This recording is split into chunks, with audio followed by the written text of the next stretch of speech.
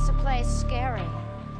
If it's the sheer amount of unexplained activity, then Alton, Illinois is one of the most frightening places on earth. In the 14 square miles that this small town occupies, residents say that nearly every square foot is haunted. Hey, how you doing? The population of Alton is about 35,000 people. The people of Alton are a hometown people. The folks here in this community really love to talk about their town.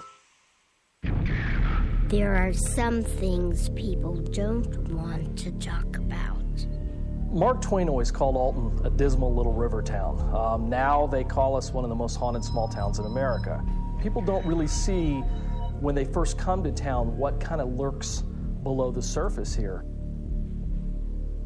Reports of paranormal activity run rampant throughout the town. If I had to pick a list of some of the most haunted places in town, the Unitarian Church would be somewhere near the top of that list.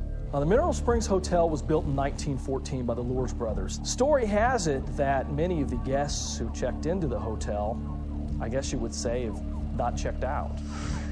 Another of the dark elements to the city of Alton is the fact that the very first state prison in Illinois was located here. Terrible things took place in prisons back at that time, and eventually it was closed down. For years after, the park where the prison was located was supposed to be haunted. How can one small town have so many haunted sites? There must be some connection as to why Alton is so haunted. There must be one common thing. Now, unfortunately, we don't know what that is. A team of paranormal investigators come to Alton to help unravel the mystery. We all have PhDs in parapsychology, and my background in my education is in telecommunications. Anything like a person, place, or thing, an object, can be directly haunted. Entire towns can be haunted. We have a lot of people who will call us, you know, I'm afraid of what's going on. I want to know why this is happening to me.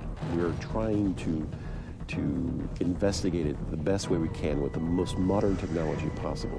This is called the optic nerve.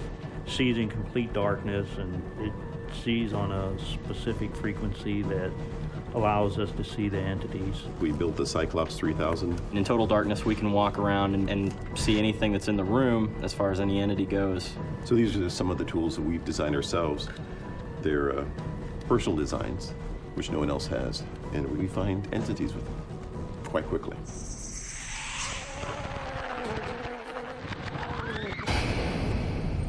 The investigation begins. The state prison was the first state prison in the state of Illinois. The conditions were deplorable, totally unsanitary, water running through all the time, mud floors. For us to begin to even try to understand what the cruelty, what the suffering, what the inhumane actions were like is impossible. The investigators attempt to document paranormal activity at the prison wall. Our best advantage is to not let the entity know that we're there and come in total darkness. Okay, there goes one right there. It's moving around the wall. Looks like we've got two orbs coming from the back side of the building. We saw something like a proto-phantom that came through about this brick. It looked a lot like cobwebs. We noticed it was trying to avoid the cameras as much as possible. I think there's a lot going on here, you know. There's something very haunted about this location. The investigation advances to the First Unitarian Church. Where else but a church to better prove that there's an afterlife? I've always suspected that the whole phenomenon of the church being haunted or whatever started with Philip Mercer, who hung himself. He was a minister here, and in 1936 he hung himself in the church building. When I was first called as the minister, the first thing I did was come in the sanctuary and just say out loud, I'm the minister here now, and please don't bother me. This room feels like it's alive. There's a sense of breathing, like the whole room is breathing. It's just the only way I can describe it, and it's frightening. What do you think, Jim? Did you see it in here? I didn't see anything. You guys? No. No. Let's go check out the basement. Yep.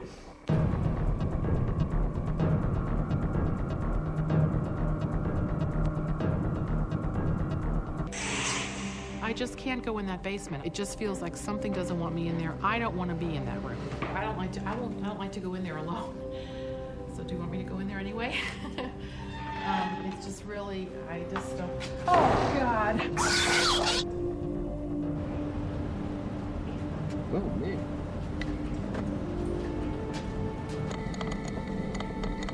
Oh, I see one over here, guys. We ran into a couple entities that we had just seen as we came through the door.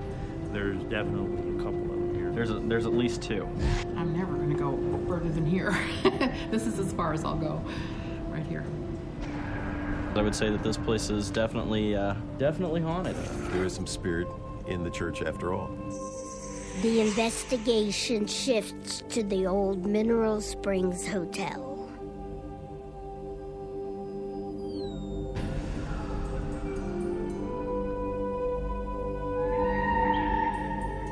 Right here is where we have this mysterious puddle appear from time to time. It could be in the middle of the night, during the day, and one of the weird things is there's no active water lines running through this area.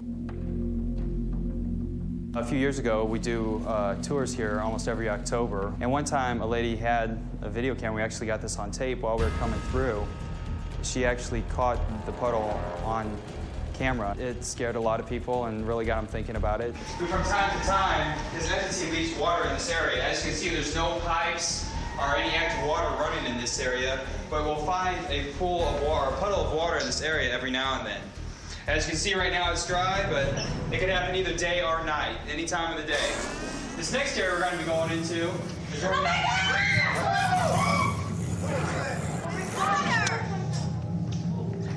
really got water here. Does anybody have any? The investigators were drawn to the site of the old swimming pool in the hotel basement.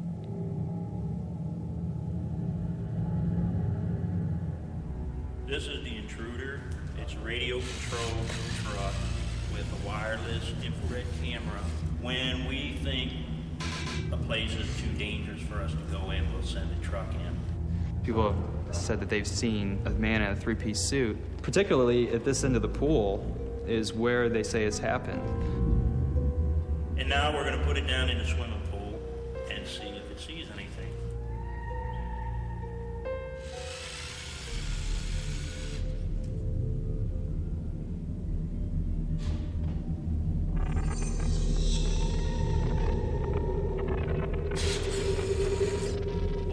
Was anybody walking down this aisle? No, there was nobody else in here.